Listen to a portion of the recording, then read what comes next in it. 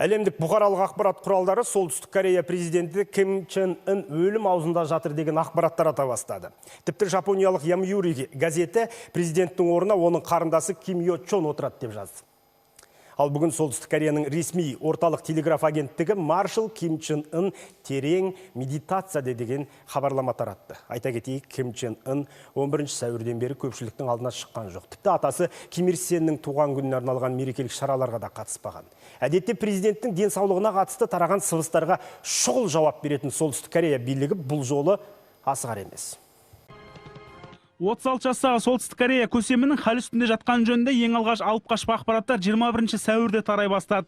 Дәл сол кезде ақш-тың бірнеше агенттіктері Ким Чен Ын жүрекке жасалған отадан кейін комаға түсті, тіпті қайтыс болды деген мәліметтерді жарыса жазды. Ал ресми Пхеньян бұл ақпаратты растаған жоқ. Қазір ел астанасында көсем өлді деген алып қашпа сөз ел арасында тарап, жұрт дүрлігіп жатқан көрінеді. Сенімді ақпарат көзінен алынған мәліметке сәйкес қазір Солтүстік Корея мен Қытай арасындағы темір жол байланысы тоқтатылды.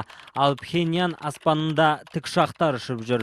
Үрейленген тұрғындар дүкен сөрелерінен ең қажетті тауарларды сатып алып жатыр. Азық-түлікке деген кезек пайда болды. Washington Post порталының мәлімдемесінен үзінді. Ким Чен Ынды қарсыластары тірілер қатарынан алып тастауының бірнеше себебі бар. Атап айтсақ, қызыл көсем жұрт алдына 16 күннен бері шықпаған. Ал 15 сәуірде елдің басты мерекесі Солтүстік Кореяның негізін қалаушы Ким Ир Сеннің туған күнінде де төбе көрсетпеген соң, әлемдік басылымдар бір шикіліктің барын сезген еді. Мен бұл сұмдық ақпаратқа сенгім келмейді. Біздің Солтүстік Кореямен арақатынасымыз жақсы. Ешқандай кекілжің, жек көрушілік деген атымен жоқ. Ким Чен Ын мырзаның денсаулығы жақсы болғанын қалаймын. Бұл бір сенсация іздегендердің алып қашпа әңгімелері шығар. Жеке өз басым бір елдің басшысына өлім тілегім келмейді. Бірақ Ким Чен Ынның бұл жұртшылықтың көзіне көрінбей ғайып болған бірінші оқиғасы емес. Бұған дейін де ол 2014 жылдың қыркүйек-қазан айларында 4 апта бойы жоғалып кеткен еді. Ол кезде де жұрт түрлі әңгімелердің көркін қыздырған болатын. Алайда біршама уақыттан соң Ким мырза көпшілік алдына қайта шықты. Ресми Пхеньян көсемдерінің жағдайы жақсы екенін айтып, радиодан Ким Чен Ынның сұхбатын бергенімен әлемдік басылымдар бір мәселенің барын біліп отыр. Ашық айтылмаса да, егер көсем қандай да бір жағдайға ұшыраса, орын тағына қарындасы Ким Йо Чон отырады деген мәлімет тарауда.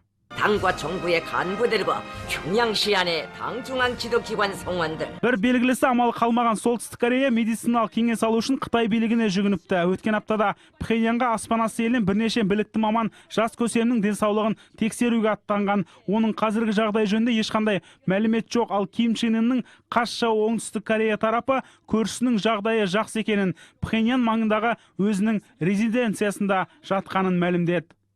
Қайыркен Отчы, Тахир Асанов, Басты жаңалықтар.